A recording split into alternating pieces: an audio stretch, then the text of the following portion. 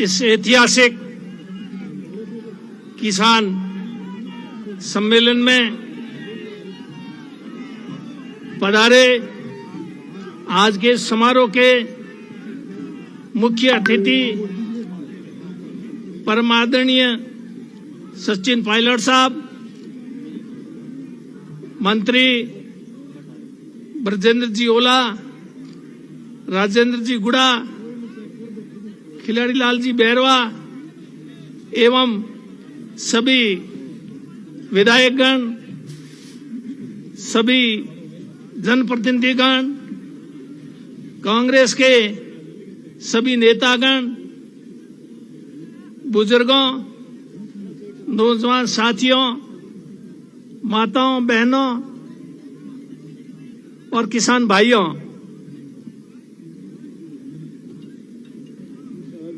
यहां पधारने पर आप लोगों ने उनके स्वागत के लिए जो ये पलक पावड़े बिछाए हैं, जो आप में जोश दिखाई दे रहा है, ये इस बात का संकेत है कि आने वाला भविष्य उज्जवल है। और पायलट साहब किसानों की आवाज है। किसानों के लिए पायलट साहब हमेशा से संघर्षशील है। पिछली दफा जब प्रदेश के अंदर कांग्रेस के मात्र 21 विधायक जीते थे, उस समय प्रदेश में कांग्रेस की स्थिति क्या थी? हमारे हाईकमान ने प्रदेश की कमान पायलट साहब को सौंपी। 5 साल तक पायलट साहब सभी जिलों, सभी ब्लॉकों, गांवों और ढाणियों और घरों तक पहुंचे और कांग्रेस को मजबूती के लिए काम किया। और उसका परिणाम आप लोगों ने विधानसभा के चुनाव 2018 में देखा और आप लोगों ने भी उनका भरपूर साथ दिया, समर्थन दिया। इसलिए आप लोगों को भी बहुत बहुत धन्यवाद देता हूं। पायलट साहब, ये जन सैलाब इस बात का संकेत है कि आप किसानों की आवाज बनकर किसानों की लड़ाई के लिए आप लड़ते रहें और ये किसान हमेशा आपके साथ खड़ा रहेगा। मुझे याद है जिस समय 77 में कांग्रेस देश से सत्ता से हट गई थी, उस समय इंदिरा जी निकल पड़ी थी और इंदिरा जी के स्वागत में जिस प्रकार का हुजूम उमड़ा था, उससे स्पष्ट हो गया था कि 80 के चुनाव में फिर वापस कांग्रेस सत्ता में आएगी और इंदिरा जी के नेतृत्व में फिर कांग्रेस वापस सत्ता में आई। आज का ये हुजूम इसी बात का संकेत दे रहा है कि आने वाले समय में पायलट साहब की जो ये मेहनत है, ये काम आएगी। इसलिए आज मुझे याद है, कोई किसी को रोक नहीं सकता। जब जनता तय कर लेती है तो उसको हम लोग रोक नहीं सकते, नेता लोग रोक नहीं सकते और जनता ने तय कर लिया है। ये मैं देख रहा हूं, अभी परबतसर में भी मैं गया और यहाँ भी आज देख रहा हूं, और भी जगह भारत जोड़ो यात्रा थी, उसमें मैं झालावाड़ से लेकर और हरियाणा बॉर्डर तक साथ में था। पायलट साहब भी थे, जनता भी था, वहां का भी माहौल मैंने देखा।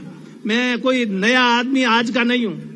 77 के अंदर जब इंदिरा जी हार गई थी, उसको जेलों में डाला था, उस समय मैं भी जेल में गया था इंदिरा जी की गिरफ्तारी के विरोध में।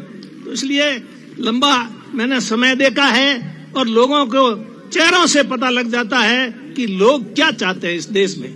मुझे याद है 77 की घटना, समय नहीं उन सारी घटनाओं का यहाँ जिक्र करूं, लेकिन ये निश्चित है कि आज के इस मीटिंग किसान सम्मेलन के माहौल में कौम के लोग नहीं है, तो भारतीय जनता पार्टी लोगों को बांटकर हिंदू धर्म जाति के बीच में, क्षेत्र के बीच में बांट करके शासन करना चाहती है।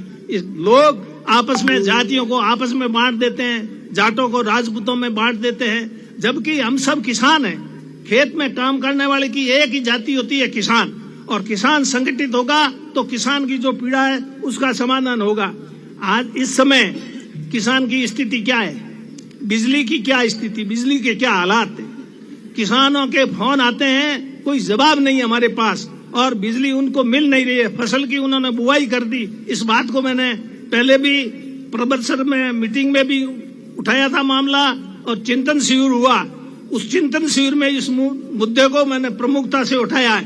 किसानों की कोई भी बात होगी तो उसको हम लोग प्रमुखता से उठाएंगे, चाहे उसका हमें कोई भी कीमत चुकानी पड़े तो हम चुकाने के लिए तैयार हैं। लेकिन किसानों के हित की बात को उठाना हम बंद नहीं करेंगे। ऐसा ही पायलट साहब, किसानों के हित की बात है वो उठाने में पीछे हटने वाले नहीं है। मुझे याद है, अभी मैं कह रहा था, एक बार बाड़मेर में हमारा किसान बोर्डिंग में सम्मेलन था, लोकसभा का चुनाव था। कर्नल साहब सोनाराम जी भी उम्मीदवार थे और सामने हरीश जी उम्मीदवार थे। तो लोग आए, तो वहां पर जब कर्नल साहब आए तो सारे लोग कर्नल साहब को उठा लिया कंधों पर, और हरीश जी आए तो कोई उस तरफ देखा भी नहीं, और कर्नल साहब भारी वोटों से जीत गए और हरीश जी का पता ही नहीं लगा। हम तो हरीश जी के साथ थे, कर्नल साहब के साथ नहीं थे, कांग्रेस पार्टी के नाते। पर मतलब मेरे कहने का, जनता तब तय कर लेती है तो हिमाराम भी कुछ नहीं कर सकता और भी कोई कुछ नहीं कर सकता। इसलिए जनता ने जो तय किया है वो सही तय किया है, और हम लोग भी आपके साथ हैं। जो आप तय करेंगे उसमें हम आपके साथ खड़े रहेंगे। मुझे उम्मीद है कि पायलट साहब के नेतृत्व में आने वाला भविष्य उज्जवल होगा।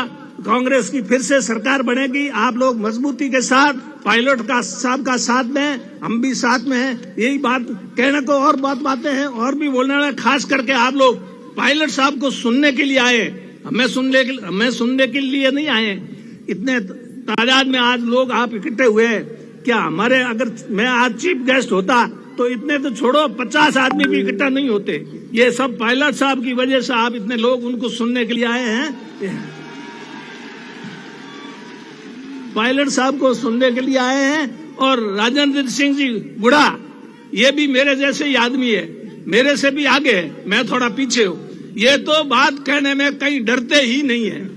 मैं तो फिर भी कभी कभी गुलाटी मार लेता हूँ, पर ये कभी पीछे हटते नहीं है।